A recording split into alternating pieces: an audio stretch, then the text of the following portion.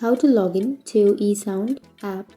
So if you want to log into your eSound account on your eSound application, then first you need to open up your eSound application. So make sure to install the application from your Play Store. And now you can simply go for I already have an account, which is on the bottom of your screen. And then you can sign in with your Facebook, or you can sign in with your Google, or you can also sign in with your eSound email account. So tap on eSound and then you need to enter your email and your password.